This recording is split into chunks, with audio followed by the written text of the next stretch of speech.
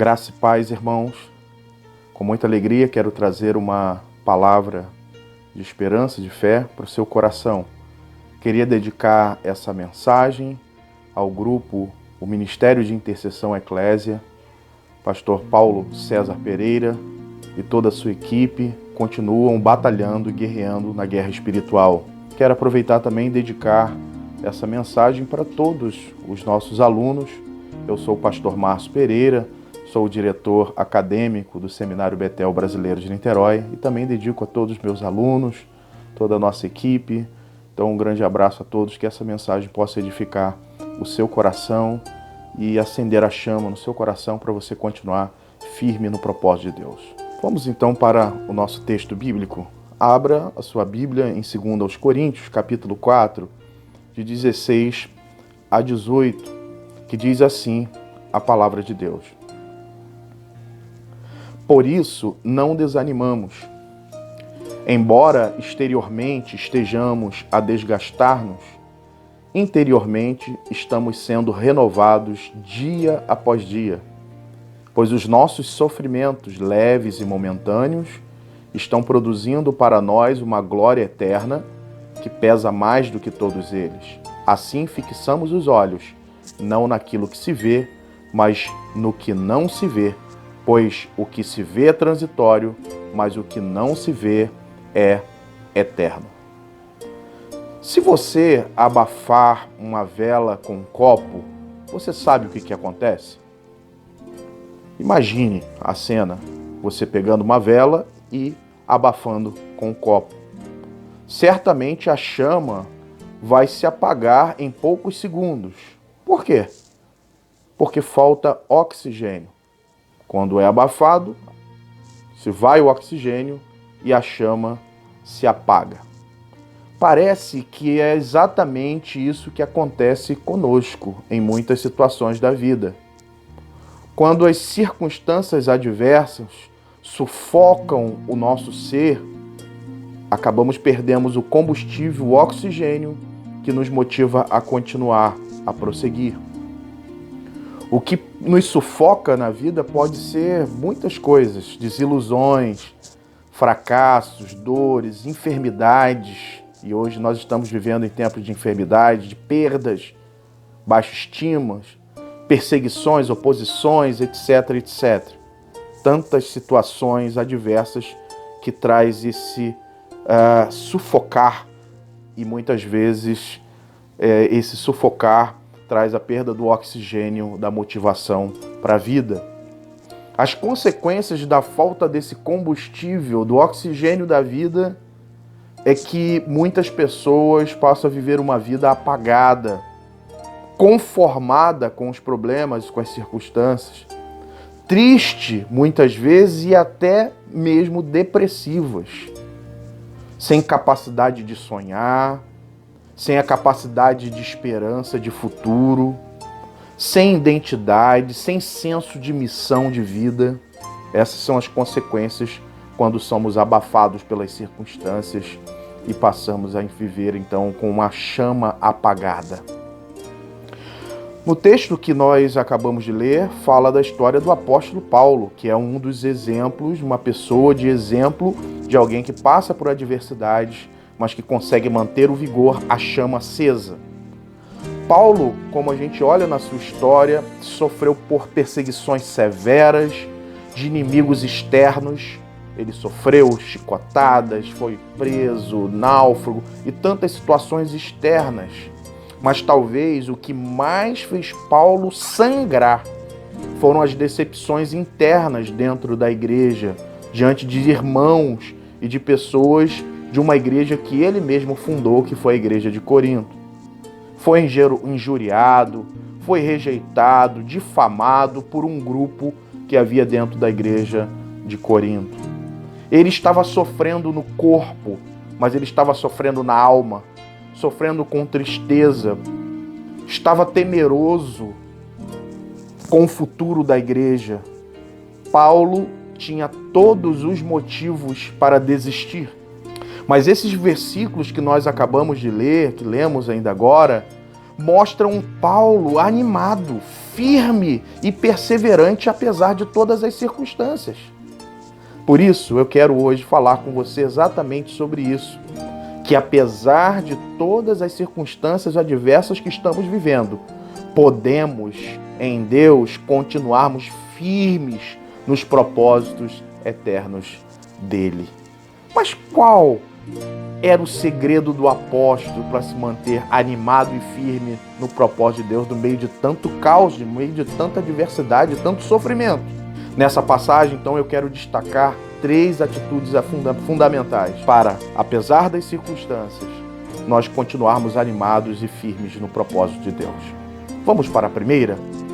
A primeira atitude fundamental para continuarmos firmes no propósito de Deus é olhar para frente. É isso mesmo. Para você continuar firme nos propósitos de Deus no meio de tanto caos que você está enfrentando, você precisa olhar para frente.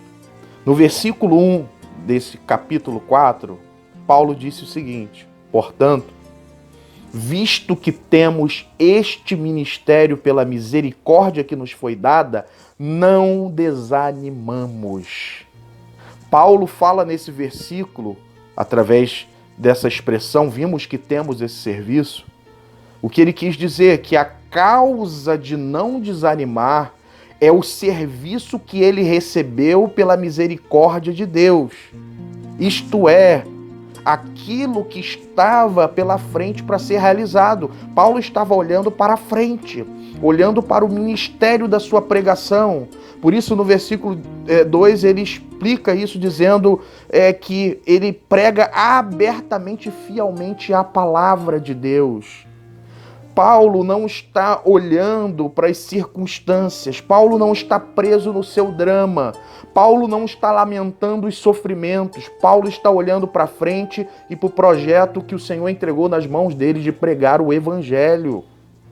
Paulo não estava preso nas suas decepções, Paulo não estava focado nas suas angústias, Paulo estava focado no seu ministério, no serviço que ele tinha pela frente.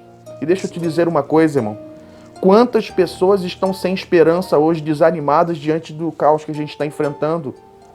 Com pandemia, com situações de crise globais. E porque as pessoas estão perdidas, sem esperança, sem vigor, sem ânimo, porque elas estão presas e focadas em seus dramas. Porque elas estão presas e olhando e perplexas diante do cenário. E elas se esqueceram da identidade dela como servos e servos de Deus. Perderam esse senso de missão que foi dada por Deus. Então o convite do apóstolo Paulo, ele diz: por isso que eu não desanimo, porque eu tenho um serviço que foi me dado, um ministério pela misericórdia que foi dado de pregar abertamente a palavra de Deus. Amados irmãos, me faz lembrar do próprio Elias em 1 Reis 19, quando aquele servo de Deus caiu num desânimo total quando ele começou a focar no problema. Ele havia tido tantas vitórias, tantas conquistas, mas depois que a rainha Jezabel disse que ia tirar a vida dele, ele focou nesse problema, ele focou nessa dificuldade e ele caiu numa depressão severa. Mas no versículo 7 do capítulo 19 de 1 Reis, diz que o anjo tocou a Elias e disse: Elias, levanta, come e bebe, a sua jornada é longa, levante-se, olhe para frente, olhe para o seu ministério. Tanto é que mais na frente, Deus disse também, depois que ele entrou na caverna e saiu, logo depois, Deus disse para Elias, no versículo 15 desse mesmo capítulo, Deus disse, e o Senhor lhe disse ainda mais: volte pelo teu caminho por onde veio, Elias. Vá para o deserto de Damasco e unja Azael, rei da Síria. O que Deus estava falando para aquele servo de Deus? Estava dizendo: meu filho, olha para o ministério que eu confiei a você. Olhe para frente. Olhe para o ministério que eu te entreguei. Não desanime. Se você quer permanecer firme no propósito de Deus, olhe para frente. Não olhe para o seu drama, não olhe para a sua dificuldade, olhe para as pessoas que você precisa ministrar, olhe para as pessoas que você precisa interceder, olhe as pessoas que estão ao seu redor precisando e necessitadas do seu amor, da graça que você precisa ser um canal de Deus na vida dessas pessoas. Não foque no problema, enfoque na solução. Devemos, diante das crises, continuarmos servindo as pessoas, amando e pregando o Evangelho. Sua jornada é longa, não desanime, continue firme, olhando para frente para o ministério que o Senhor te deu. Em segundo lugar, para continuarmos firmes na obra de Deus, nós precisamos olhar para dentro. Veja comigo no versículo 7 e 8, o que o apóstolo Paulo diz. Ele disse, e também depois o versículo 16, mas temos esse tesouro em vaso de barro para mostrar que este poder que a tudo excede provém de Deus e não de nós. De todos os lados somos pressionados, mas não desanimados. Ficamos perplexos, mas não desesperados. Versículo 16. Por isso, não desanimamos. Embora exteriormente estejamos a desgastar-nos, interiormente estamos sendo renovados dia após dia. Paulo está dizendo aqui que as aflições trazem desgastes para a nossa alma, para a nossa vida. Sentimos o quão impotentes e frágeis nós somos diante das adversidades.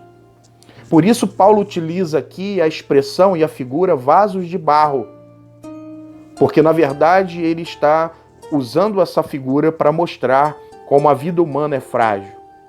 Assim, para Paulo, olhar para dentro tem o propósito de encontrar a graça que nos renova dia a dia.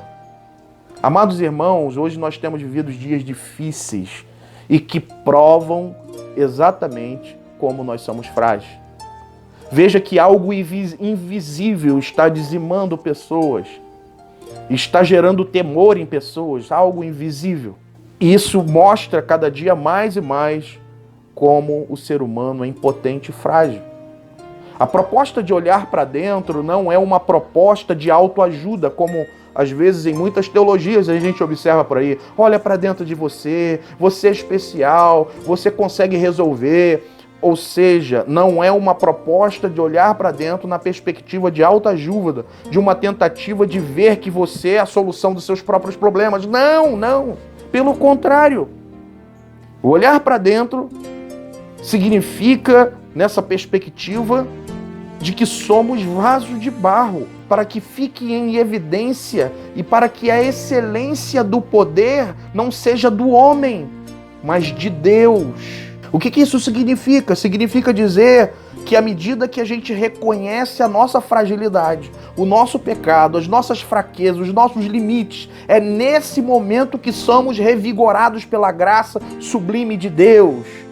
E por isso Paulo está dizendo, mesmo que a gente venha se desgastar exteriormente com as adversidades, mas quando nós reconhecemos que somos vaso de barro, é aí que o poder de Deus se manifesta, é aí que a excelência do poder se manifesta, e é aí que nos tornamos fortes espiritualmente. Por isso que ele, lá no capítulo 12, ele vai dizer que quando eu estou fraco, aí que estou forte, porque essa graça sublime, que quando reconhecemos as nossas fraquezas, quando reconhecemos que somos impotentes, que quando reconhecemos que somos miseráveis e que dependemos da graça e da glória de Deus, e é nesse momento que Deus nos renova. E é por isso que Paulo fala, eu não desanimo, sabe por quê? Porque eu me humilho como um vaso de barro e Deus me renova dia após dia, mesmo que o meu exterior esteja desgastado, mas o meu interior é renovado pela essa graça sublime que me enche de vigor e de força. Terceiro, para nos mantermos firmes no propósito de Deus, precisamos, em último lugar, olhar para o alto.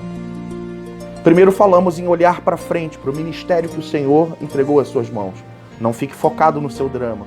Segundo, olhe para dentro. Olhe para dentro não numa perspectiva de autoajuda, mas olhe para dentro na perspectiva de perceber o quanto você é frágil e fraco, mas o quanto Deus é poderoso para renovar a sua fé e a sua esperança. E terceiro, olhe para o alto. No versículo 13, Paulo diz, está escrito, eu criei, por isso falei, com esse mesmo espírito de fé. Olha, Paulo está ali com o mesmo espírito de fé. Nós também cremos e por isso falamos. E no versículo 18 que nós lemos, encerra esse capítulo, Paulo disse o seguinte: assim, irmãos, fixamos os olhos não naquilo que se vê, mas no que não se vê. Pois o que se vê é transitório, mas o que não se vê é eterno. O que Paulo está dizendo, está convidando aquela igreja e a todos nós, para nos mantermos firmes, é olhar para o alto. Olhar para o alto é ver as coisas de uma perspectiva eterna e não terrena. Paulo quer dizer que o que motiva a continuar na obra de Deus é a certeza do plano eterno de Deus em Cristo Jesus.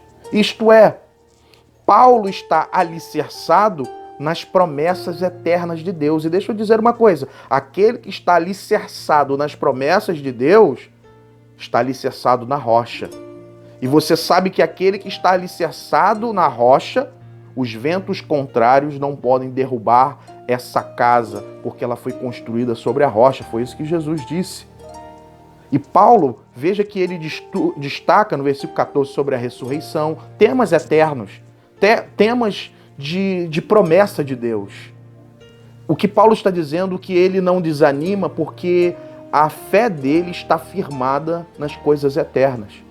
De que os olhos deles não estão firmados em questões terrenas, mas nas questões eternas. E é isso que firma os passos dele. Olhar para o alto, não numa perspectiva passiva, de ficar parado e olhando. Não, mas olhar para o alto significa continuar trabalhando, olhando para frente, olhando para dentro. Mas olhando para o alto significa continuar andando, continuar firme, continuar pregando, continuar fazendo a obra. Mas a base de tudo é o plano eterno de Deus em Cristo Jesus.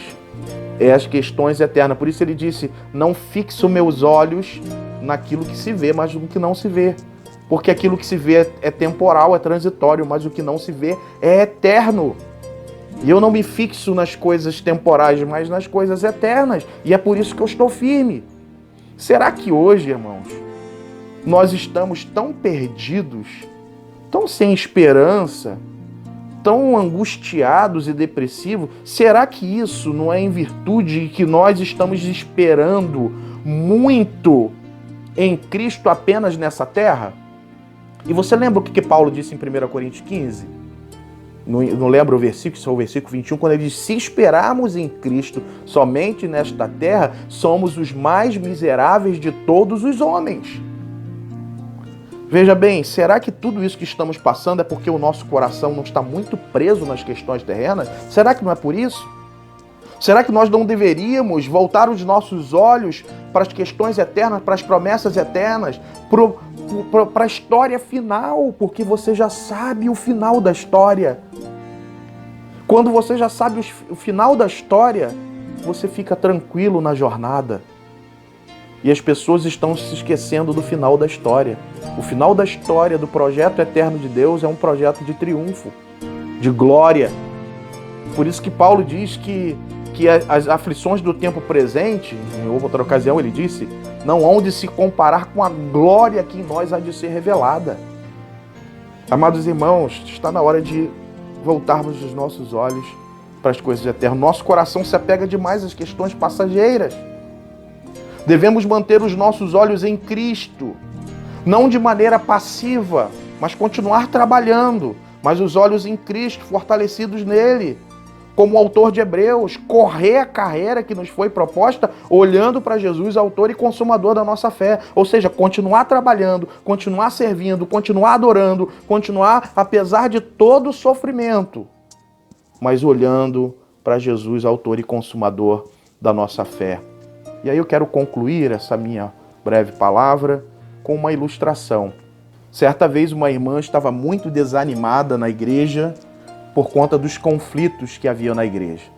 E ela chegou ao gabinete do pastor e disse, pastor, eu preciso dizer que eu estou saindo da igreja porque eu não aguento mais, é muito conflito aqui na igreja, tem muita fofoca, muito problema, é muito desgaste, eu já estou desgastada, eu estou desanimada e eu quero sair da igreja. E o pastor ouviu atentamente aquela senhora e, sabiamente, o pastor disse o seguinte, antes de você sair, né, de eu te dar a tua carta para você sair, será que você poderia cumprir uma última tarefa? E ela, sim, pastor, claro que sim, claro que posso.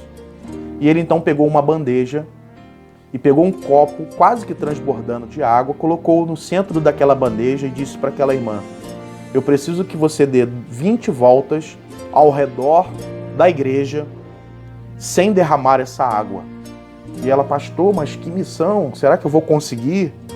Ele, não, essa é a missão que eu tenho antes que você saia da igreja. E aquela irmã então pegou a sua bandeja com aquele copo de água quase transbordando e ela, com muito cuidado, deu aquelas voltas ao redor da igreja. E após terminar aquela tarefa, ela chegou com todo cuidado com aquela bandeja. Ela disse: pastor, consegui cumprir a missão. Não derramei nem uma gota de água na bandeja. Consegui cumprir. O que o senhor quer dizer com isso, pastor, com essa tarefa? E ele começou a fazer algumas perguntas para aquela irmã e disse: minha irmã, quando você estava dando volta ao redor da igreja, você reparou que o irmão fulano estava brigando com a irmã ciclana? Aí ela: não, pastor, eu não percebi isso, não notei isso. Não notou isso? Eles estavam no portão da igreja discutindo? Não, eu não percebi isso. E ele começou a enumerar algumas coisas que estavam acontecendo ao redor da igreja. E aquela irmã não conseguia, respondia todas as vezes dizendo: pastor, eu não vi isso. Aí, por que você não viu? Ela: pastor, provavelmente eu estava tão focado ali na tarefa que o senhor me deu, né? O meu foco então era olhar para frente para não ter nada de obstáculo na minha frente para me derrubar e olhar para aquela bandeja de água para não deixar desequilibrar e cair. Então esse era o meu foco, pastor, por isso então que eu não consegui ver. E aí o pastor então deu uma lição para fechar e disse: irmã, é exatamente assim que acontece na vida. Quando nós nos focamos, né, nos prendemos aos conflitos, aos dramas, às situações da vida, a gente desanima, a gente se desgasta, a gente fica triste, abatido e pensa em desistir. Mas quando nós temos uma tarefa e olhamos para frente, e olhamos para o alto, olhamos para o alvo, para o objetivo, nós não temos tempo para nos prender com as dificuldades da vida, porque a gente tem um propósito. A gente está focado em Jesus, a gente está focado no ministério, a gente está focado no projeto de Deus, no projeto eterno de Deus. E por isso não desanimamos. Por isso eu convido a você, meu amado irmão e amada irmã, você que está nos ouvindo.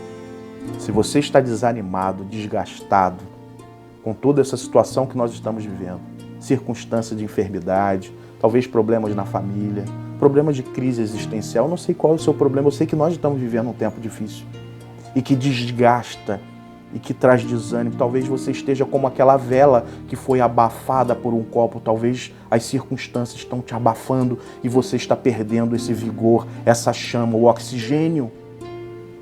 Mas eu convido você, assim como o apóstolo Paulo, a olhar para frente, para o ministério que o Senhor te entregou, a olhar para dentro, perceber que somos frágeis, pecadores, mas que há uma graça que nos renova diariamente.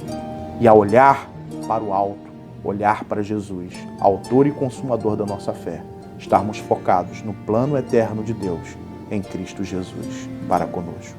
Que Deus te abençoe em nome de Jesus. Amém.